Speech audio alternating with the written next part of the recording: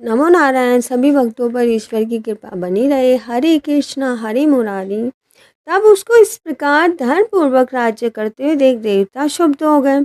उन्होंने देवादिदेव शंकर का मन में स्मरण करना आरंभ किया। तब भक्तों की कामना पूर्ण करने वाले शंकर ने नारद जी को बुलाकर देव कार्य की इच्छा से उनके पास भेजा। शुंभ भक्त नारद शिव की आज्ञा से देवपुरी में गए। इंद्रादि सभी देवता व्याकुल हो गए। शीघ्रता से उठकर नारद जी की उत्कंठा बड़ी दृष्टि से देखने लगे। अपने सब दुखों को कहकर उन्हें नष्ट करने की प्रार्थना की। तब नारद जी ने कहा, मैं सब कुछ जानता हूँ, इसीलिए मैं अब दैत्यराज जलंधर के पास जा रहा हूँ। ऐसा कहकर नारद जी देवताओं की आसक्ति कर जलंधर की सभा में आए। जलंधर ने नारद जी के चरणों की पूजा कर हंसते हुए कहा कि वे ब्राह्मण, कहिए आप कहाँ से आ रहे हैं, यहाँ कैसे आए हैं और मुझे आज्ञा दीजिए, मैं क्या सेवा करूँ आपके लिए। नारद जी ने प्रसन्न होकर बोले, हे महाबुद्धिवान जलंधर, तुम धन्य हो।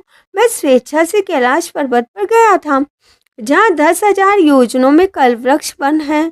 वहाँ सैकड़ों कामधेनुएं विचर रही हैं।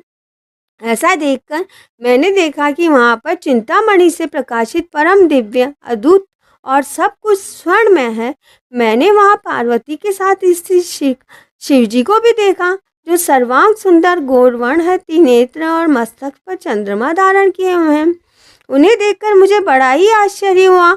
इनके समान समृद्धिशाली त्रिलोकी में कोई और भी नहीं है। उसी समय मुझे तुम्हारी समृद्धि का स्मरण आया और उसे देखने की इच्छा से मैं तुम्हारे पास चला आ रहा हूँ। यह सुनकर जलंधर को बड़ा ही हर्ष हुआ। उसने नारद जी से अपनी सब समृद्धि दिखा दी और उसे देख नारद जी ने जलंधर की बड़ी प्रशंसा की और कहा कि निश्चय ही तुम त्रिलोकपति होने के योग्य हो। ब्रह्मा जी का हर्ष युक्त विमान तुम ले आए हो और भूतोक और पाताल और पृथ्वी जितने भी हैं रत्नादि तुम्हारे पास हैं, सब तुम्हारे पास ही हैं। ऐरावत, उच्च श्रवा, घोड़ा, कल्पवृक्ष, कुबेर निधि भी तुम्हारे पास है। मणियों और रत्नों के ढेर भी तुम्हारे पास ही हैं।